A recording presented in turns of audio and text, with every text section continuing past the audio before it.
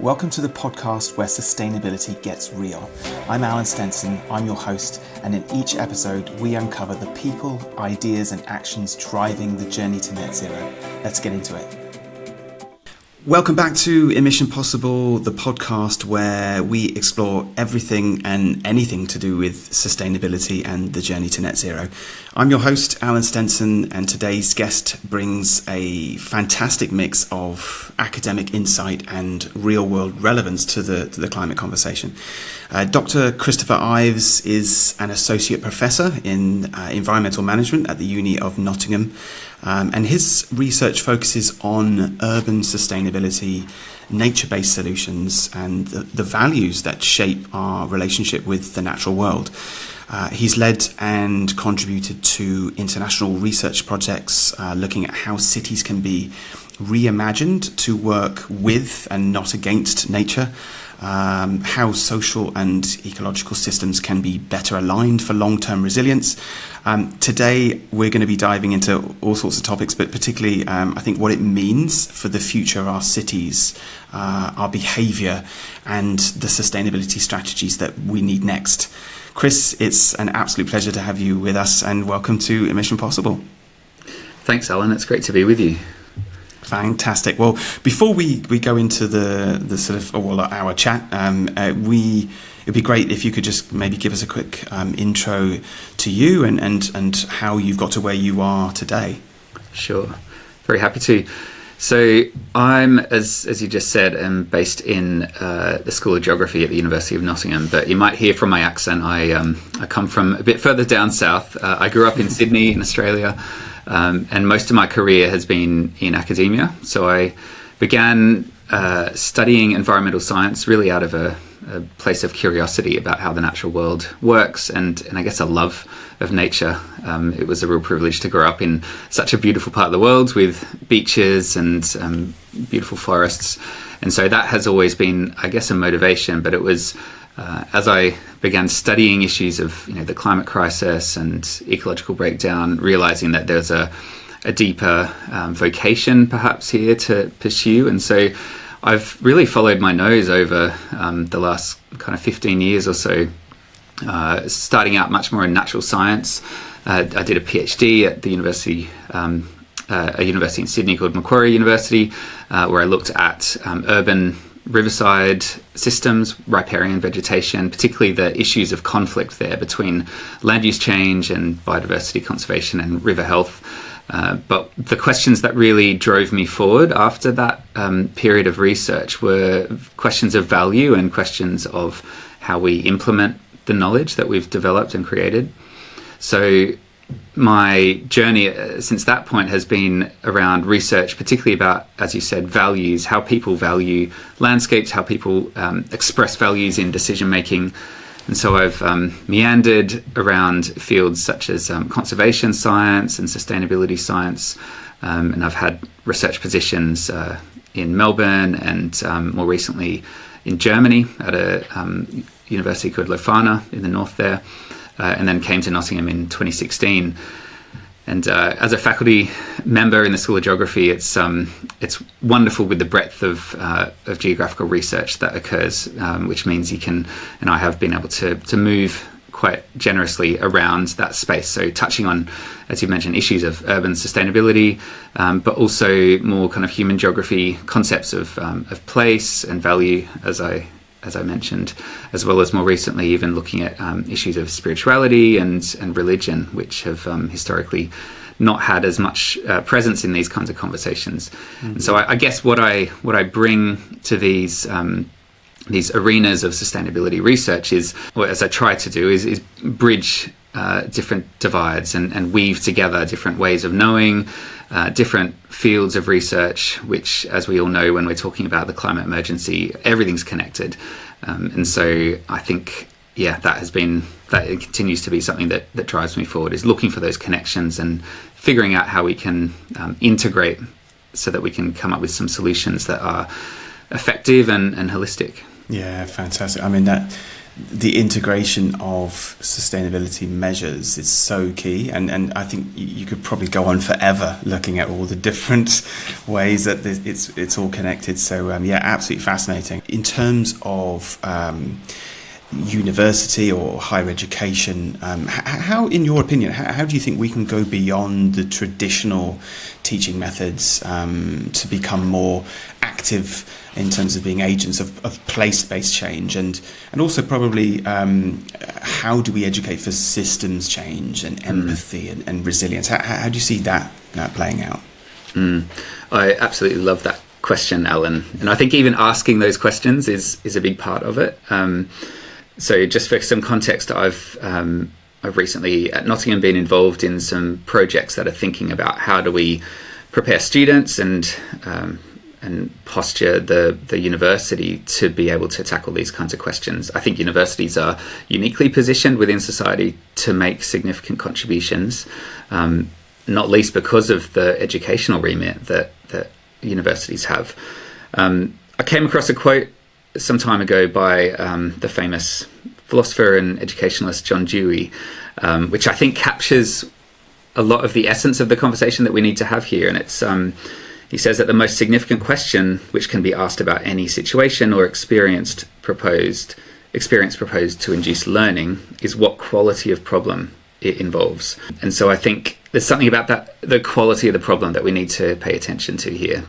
And I think we often have adopted in higher education a kind of banking model of education. How do we ensure that students come out with of skill sets or a certain amount of knowledge in a particular field? And that's not wrong, but often we can stay at the surface and not actually ask the question of to what degree are these measures really tackling the quality of the problem that we're tackling. And when we look at some of the big global risks and challenges that we're facing, so yes, climate change, but biodiversity loss, in the context of global communities that are increasingly connected through digital forms of media, social cohesion that seems to be eroding in many ways. These are thorny, really wicked problems. So I think what we need is, I know this is a long way to answer your question, but we need ways of thinking about education that go beyond just banking knowledge to actually treating students as participants, as subjects of research, not just kind of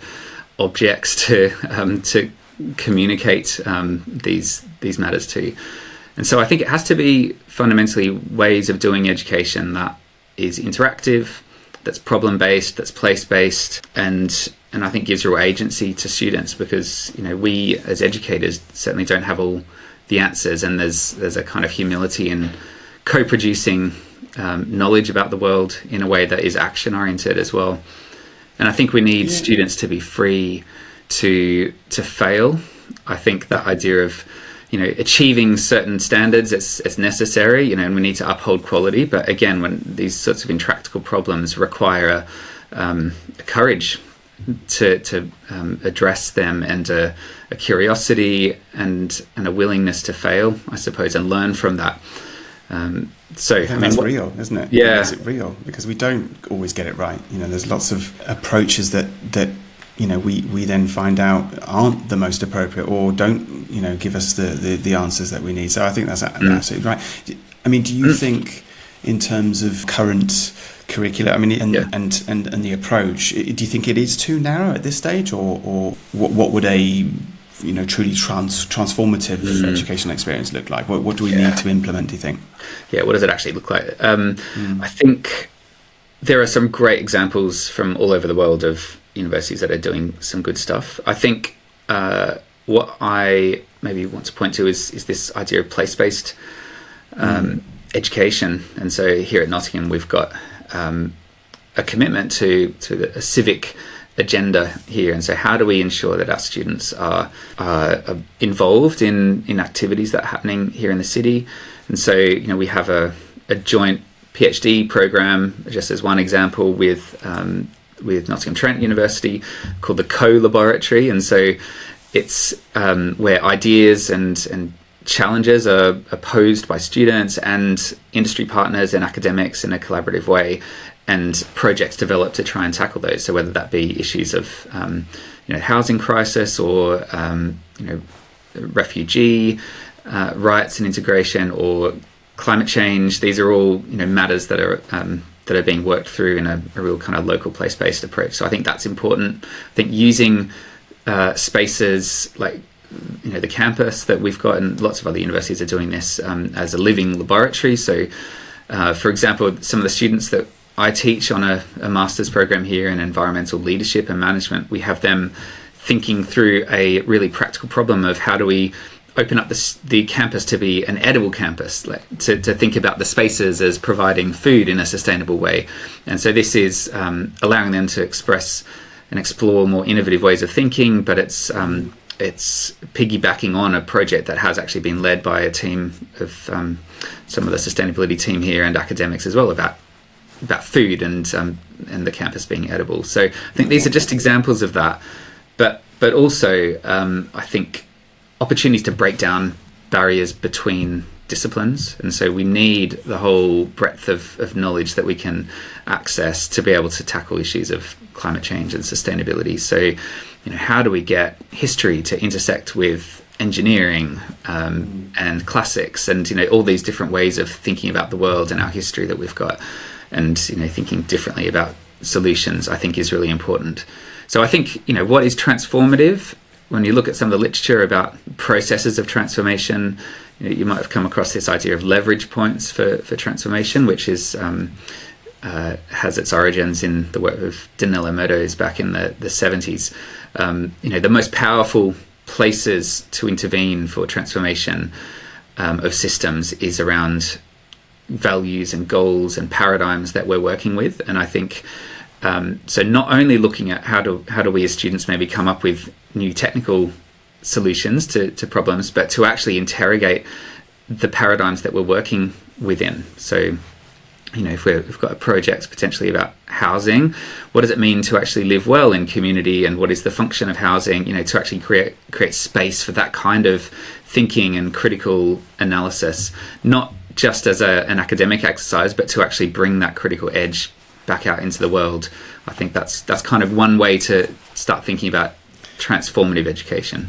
Oh, I love that, because it shapes our sense of identity and responsibility, because it's something that we genuinely connected with, and yeah, I think that's fantastic. Do you think that that's happening now more across the board? I think it really is. I think there are increasing metrics and incentives that universities sign up for, such as world rankings on sustainability performance. So that's encouraging this kind of way of thinking and about education. But also we're hearing increasingly from students about the need for their education to be addressing the climate emergency and other key environmental and social crises. Yeah. And so I think, it is happening more and more. I think they're kind of big, slow-moving institutions often, though, universities. And so I think there's this paradox of, often there are these places where, we as academics are given space to think, big thoughts, new thoughts, and yet the institutions themselves maybe don't allow as much agility as we would like. But maybe we need to try and figure out a way to leverage that tension rather than seeing it as pulling in different directions. Yeah, I totally agree. How do you think planning policy, including biodiversity net gain, needs to evolve to reflect deeper ecological and cultural relationships? Yeah, that's a really good question, and speaks to some of the work that I've been doing recently about values and values for nature. And the perspective that I bring is that I think an issue or a policy approach like biodiversity net gain actually is legitimized and operationalized through certain assumptions about values. And so the question was about how do we do planning policy better through instruments like net gain? Well, I think we've actually got to go back to really understanding what we're trying to achieve there. If you would permit me, I think it would be useful to talk a little bit about the theory of values that a lot of researchers have been advancing recently. So, you or your listeners you would know about the IPCC for climate change. There's roughly an equivalent body for nature called IPBES, which is the Intergovernmental Platform on Biodiversity and Ecosystem Services. And they produce various reports on different topics, typically through a long, extensive process of a review of the literature and consultation and meetings. So there was a report published just a couple of years ago on values. So it's the values assessment. And this is really looking at all the different and diverse kinds of values that people have for places and nature and landscapes, and how do we use that to bring about the kind of societal change that we need to steward and protect biodiversity.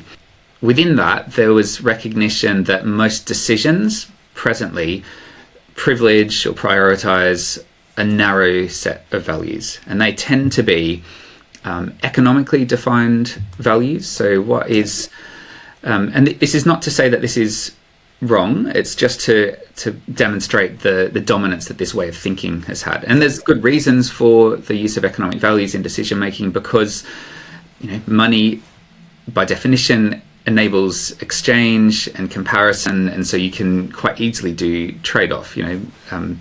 Does this have value for money? What's the business case on this and that? And that's helpful, but it's, if you think about it as pendulum, it's so pragmatic that actually a lot of the other ways that we value nature can get lost. And so historically, one approach to dealing with that has been to try and treat nature, look at the economic values of nature. And again, I'm not against this, but this is where concepts of like ecosystem services and natural capital have evolved and become prominent. And that has dominated a lot of the nature conservation dialogue, particularly over the 2000s. And it's still very present today, but there is increasingly recognition that even that approach neglects a whole lot of other values that are really meaningful, particularly those that are culturally embedded, historically developed, and have significance for individuals and groups. And this kind of category of value that has been presented, particularly in that report, but it's not the first time to have done so, is what they call relational values. So values that have their origins in relationship.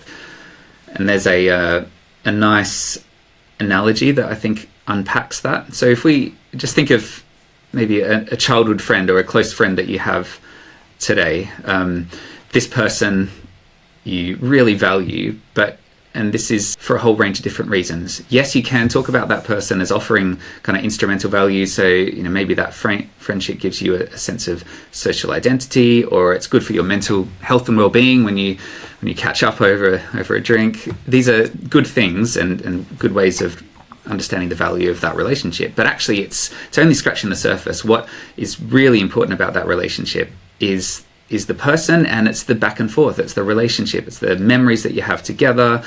It's the all the history that you have, what you know of that person's character.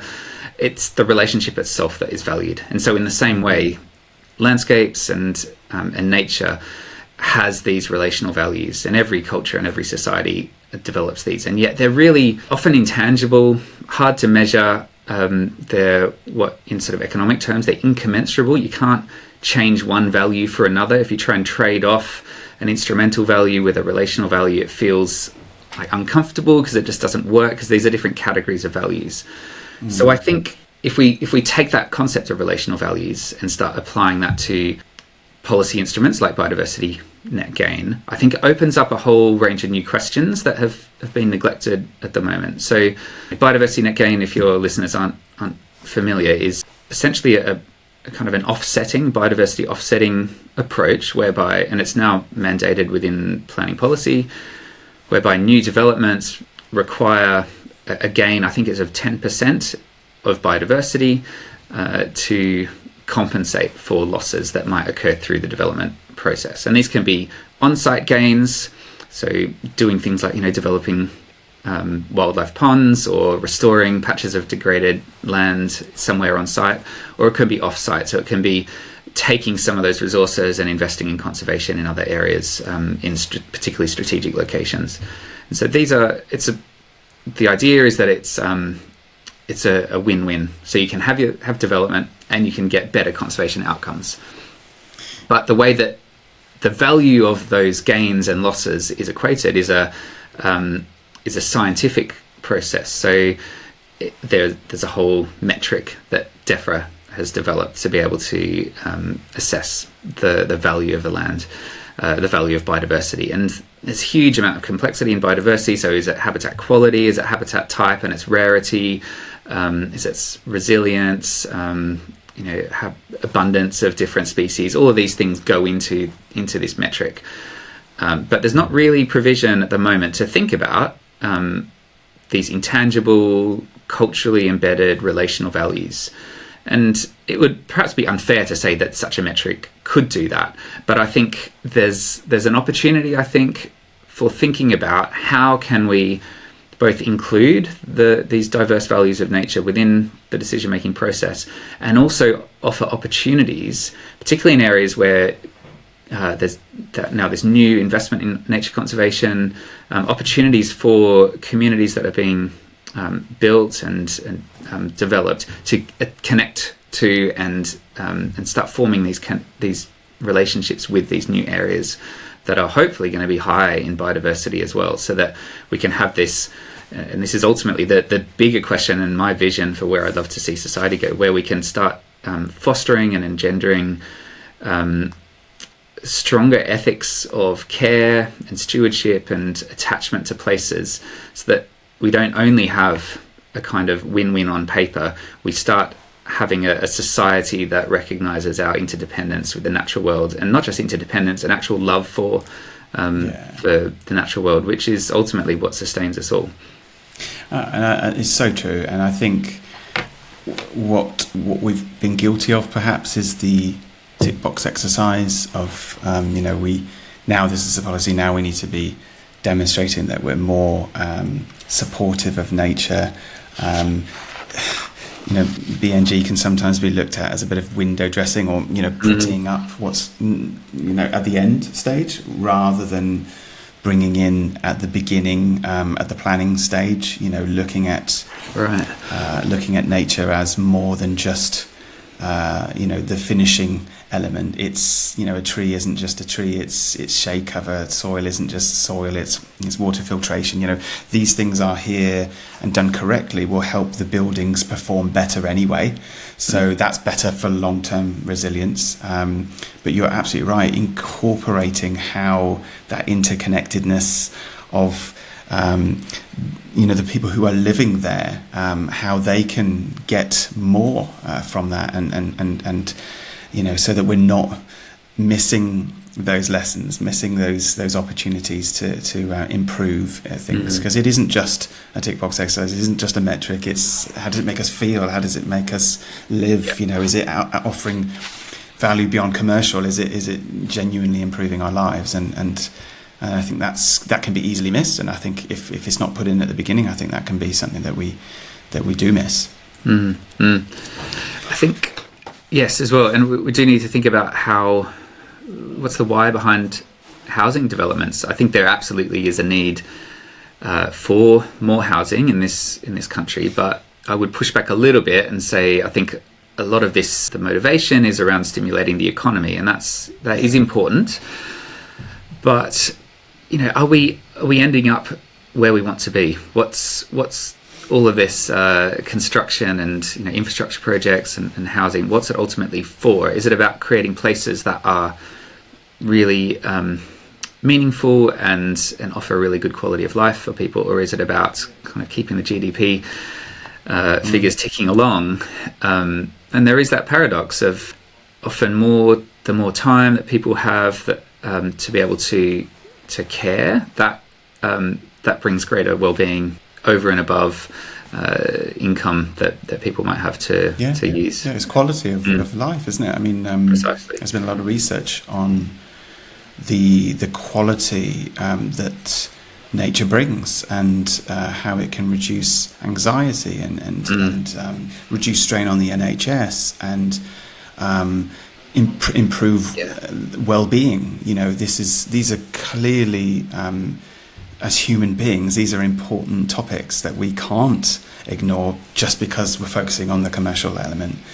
Building stock is meant to double by 2050, and I think a stat I saw by 2060, 2/3 of the population will be living in high population density areas, urban cities, and that is, we're building the equivalent to a city the size of Paris every week, and it's just mind-boggling in terms of, and I get it.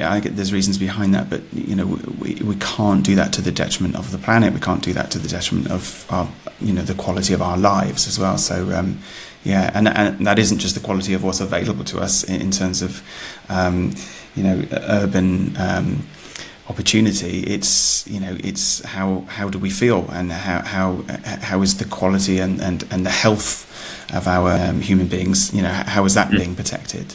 So it's a huge thing. What in terms of how we get better at seeing systems and rather than symptoms when addressing sustainability challenges, what do you think we need to do there? That's a good question. Are you talking specifically about B&G, or are you talking no just like generally in terms of sustainability, how can we create and see the systems rather than just reacting to the symptoms when we're tackling sustainability and the challenges that brings? That's a good question, Alan. I think there's a posture of curiosity that we need, and humility. I know we're talking about character there, but I think there's something very simple which I apply all the time. It's just keep asking why. Why do we see this? And I know that in a way that's a very toddlers have this obsession, or slightly odd. But they learn faster than everybody else. But just asking, why do we have to take this approach, or what's the ultimate objective, and are there other alternatives? And the more you start digging, the more you start getting to, if you're thinking about the iceberg model of a system, where the hidden paradigms that lie underneath the structures and processes and all the events that we're observing, that helps us see the system, I think. And so it's asking why, and looking specifically for connections between other systems, because everything's connected. I think systems, skill sets in systems, it's about thinking it's thinking comes before acting when it comes to system change. So it's thinking in systems. How do we get there? I think it's through practice, and as I say, a posture of curiosity, and starting to look around us and ask those questions of why. And do you think there's any points of leverage in society where meaningful change can happen? Is there something we should be focusing in on that's potentially going to drive that kind of change? There are points of leverage, and I think, there's one that, as you might know, my research has recently been looking at, which is one of faith communities and religion. So I think whether it's a point of leverage or a domain of leverage, I'm not sure, but we need to start looking at the communities and parts of society where answers to those big questions arise or are negotiated, and those questions being, what does it mean to live well? What is the purpose of life? Even, why are we addressing climate change? But I think often faith communities are those spaces where, for a lot of people around the world, those kinds of questions are negotiated, even, through principles such as loving one's neighbor. That's like, what if we all, I'm sure, regardless of what religious persuasion or otherwise you might have, I think we can all agree that's a really good thing to be doing. And what if we oriented ourselves around genuine care for the other, rather than the paradigm of the more that I can, the more power I have, or the more wealth I will be able to self-actualize. There's this, and there's plenty of research about self-giving care actually brings fulfillment and well-being. And we each know that if you've had a caring role in life as well. So I think that's a leverage point, is places where we can not just learn, but deliberate and negotiate those kinds of questions. I think. Do you think we're missing that as a transformative exercise? Are we not deliberately, but are we just missing that perspective and in the climate conversation? I think we are in the public domain. We're missing that. I think in private conversations, I find I often go there quite easily, certainly with other climate activists or practitioners. I think we implicitly know that these are the questions we need to be grappling with, and yet what's seen as legitimate to actually have as priorities in public policy tend to neglect that. I know there's work it's been around for a little while now by the feminist scholar Bell Hooks, and she writes on love and why is it, and she was coming in the academy, why is love a concept that seems to elude us, or it's seen as not a legitimate topic, and yet she dives right into that and says, we do need to think about what it means, what love is, what it means to love well, and to not keep that as just a private affair, but to negotiate that publicly. And she draws on that concept by M. Scott Peck of love as essentially wanting and pursuing the good of another in all there. I think a good definition of love that Bell Hooks worked with was that by M. Scott Peck, who said that love is the will to extend oneself for the purpose of nurturing one's own or another's spiritual growth.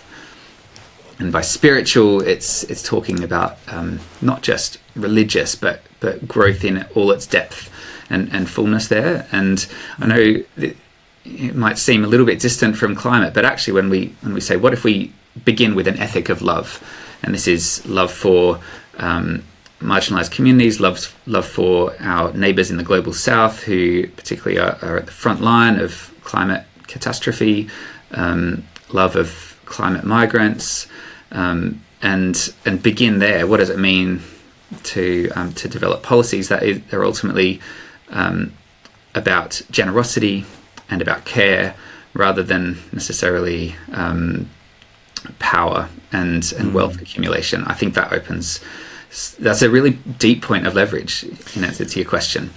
And there's, talking about deep leverage points through the lens of Danielle Meadows, by definition, these deepest leverage points, they're the most powerful, but they're the most difficult to work with.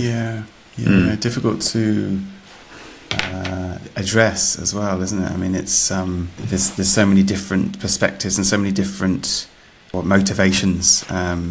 Sometimes I think someone could agree with the notion and the idea behind it, but be thinking about it or coming at it from a completely different angle. So it's tricky, I think, to address that. But I mean, I think deep down most people want what's best for their neighbours, for their planet, for their environment, and what have you. So I think there are important elements to factor in when educating and when providing opportunities for people to embrace, so that we're making it easier for them to embrace these things.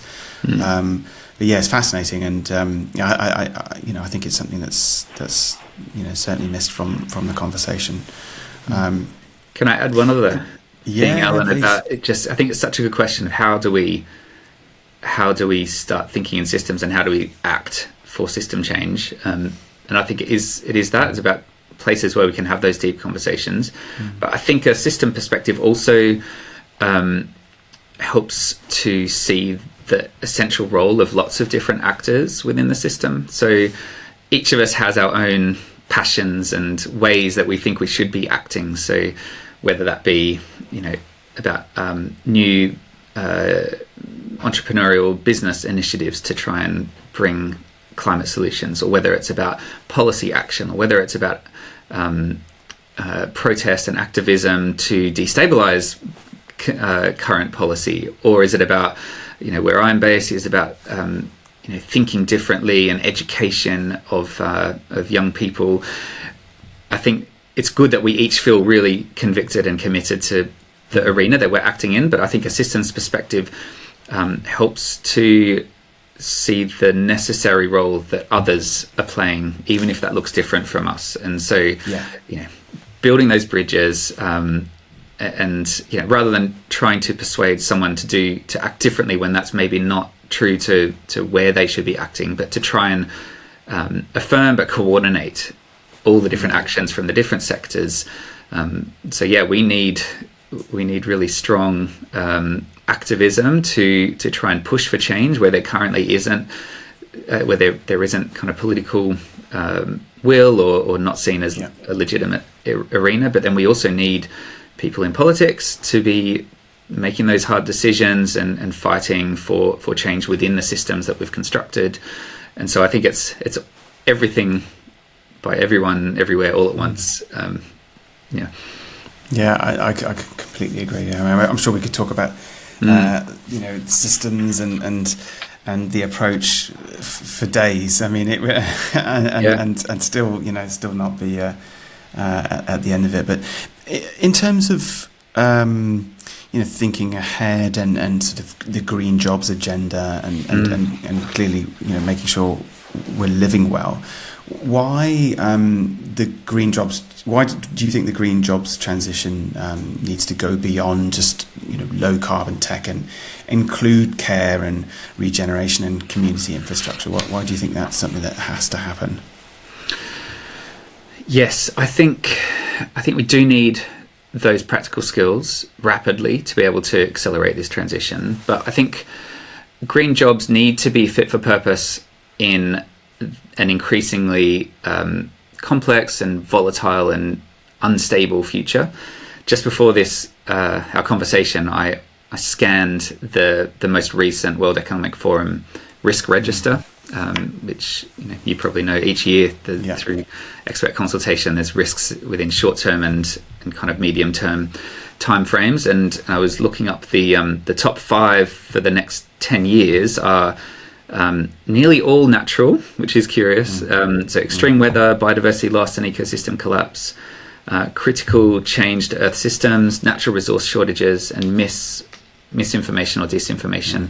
And there's also there's things like AI and which is enormous, changing the ground rules for how we do society and business. And so I think what we can't afford to do is to be creating a workforce with a skill set, let's say for 2025, who then go out and aren't able to adapt and move with the time. So I think we need green skills, absolutely, but these green skills need to be more than just the technical ones. They need to include, in the language of sustainability education, include systems thinking competency or anticipatory competence, thinking about what could occur just down the line. In all facets as well. It isn't absolutely. Just like you said, it isn't just a technical requirement. It's across all different sectors, all different geographical locations, all different walks of life, all different types of profession. But that fact, I mean, I regularly check that, and 4 of the top 5 risks over the next decade are all, as you said, natural or environmental, and the 5th one is the misinformation. Hence, like the education, the required education to ensure that people aren't being misrepresented. The climate challenge that we have isn't misunderstood. These are all or people are misrepresenting what they're doing. I mean, again, multifaceted elements, but the top 5 risks are clear, and I think that shows the change in attitude. In the change in awareness, although there's still a huge amount to do. But when I think back to when I started in sustainability nearly 20 years ago, I mean, it's nothing like it is now, and it's changed so rapidly and changed across the board. There is still so much to do, but it's encouraging to see that change. But it's also frustrating when sometimes we're still going over the same challenges, the same push back the same sort of failure to genuinely take scientific evidence, for instance, seriously, and that misinformation is fueling sort of areas of pushback illegitimately most of the time. And sometimes you have these conspiracy theories or what have you that come to light, that there's always an element of truth in there. There's something's been grasped because technically that's true, but it's not representative of what's actually happening, and that's why these things get traction. Someone will say, carbon's good for natural world, and that's what fuels trees and plants and things. Technically, yes, it is.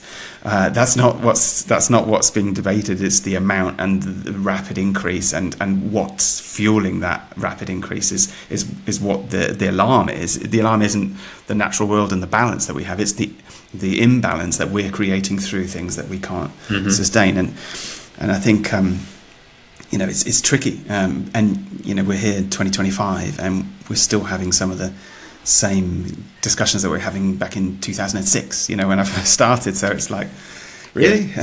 Yes, yeah, and that must be so frustrating from your perspective, having been working so hard and forging new ground for so long. It just goes to show that I think climate change has never, at a fundamental level, been a technical problem or even a scientific problem. It's a problem of politics and culture and society and economics to a degree, but to the degree that that's been enmeshed with all those other factors. Absolutely. And I think just to say, looping back to our conversation earlier about the role of higher education, I think I'm very much a proponent of ensuring that our education system is applied and relevant to society. But equally, I think this conversation shows that what might be seen as somewhat overly cerebral or kind of highly academic concepts of critical thinking and evaluation of arguments and that sort of thing. Actually, these are deeply practical, because misinformation and disinformation and our ability to wade through different voices and sort and evaluate and weigh the weight of evidence. I think that is the role of a good education, and so that can be, again, back to my point about the whole of universities being needed for this challenge. That is the role of particularly the social sciences and humanities, to be able to teach that kind of critical thinking. So we need it all. Yeah. Are you confident that with what you've said around what we're doing from an educational perspective, and fueling the knowledge of what's going to be happening moving forward and the younger generations? I mean, can we build economic models and public narratives that move away from extraction and more towards stewardship? And are you confident that we can do that? I guess it depends on who you mean by we. So I think there are very compelling models that already exist. Whether that be sort of degrowth models or kind of the green economy. I know there are differences here, quite fundamental ones, but there are alternative models to our current, as you say, extractivist approach, with kind of particularly free market capitalist approaches, which I think have not served us very well. If you wouldn't develop those kinds of economic systems if your starting point was a finite planet with finite resources that we fundamentally depend upon. I think we've got models and systems that we can work with. I think actually when you break it down and get people's thoughts and perspectives on that, I think they're compelling. I think there can be strong public support. I think it's a matter of politics at the moment. With any sort of change, you're going to have winners and losers.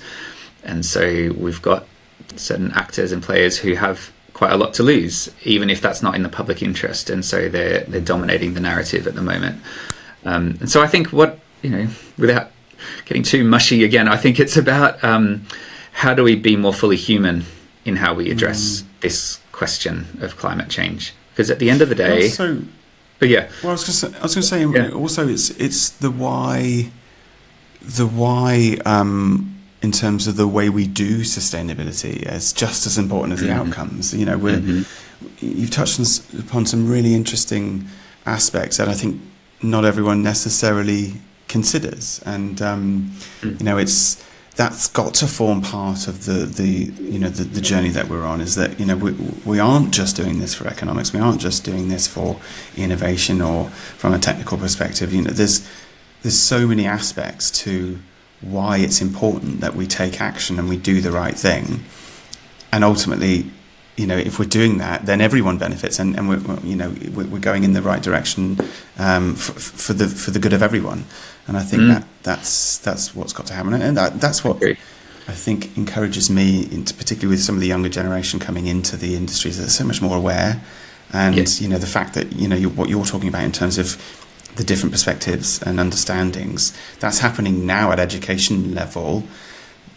Which is going to go straight into the working practical element of people's everyday lives and people's everyday working lives as well. And I think that's got to be a good thing. Yes, I think, yeah, it does, absolutely. I think we also need to be really real about the scale of the challenge that we're dealing with, and I feel particularly for young people who are growing up in this world where on one hand we've got more plausible and even economically viable solutions to dealing with climate change around, you know, decarbonisation of our economy, and yet it looks increasingly distant and maybe politically difficult to actually to implement. And so there's this kind of intrinsic or inherent turmoil that I know a lot of my students have. I feel it myself as well. You know, some days I wake up incredibly optimistic, other days I feel despondent and despairing about the progress that we still need to make. And that gets fought of, you know, well, how you can't let go of 1.5 because if we do that, you know, that we've lost the fight. And then I think maybe the first thing to say in this around particularly environmental grief, ecological grief, is that struggle is real, and we need to be honest about that. And that's part of being fully human at this time in history. But I think it also, to your point, it brings to the fore those questions of why are we doing this? What's the sustainability agenda for? And I think I'm going to use a term that I have adopted from the geographer Mike Hume, who writes a lot on particularly some of the cultural dimensions of climate change, and that's solutionism.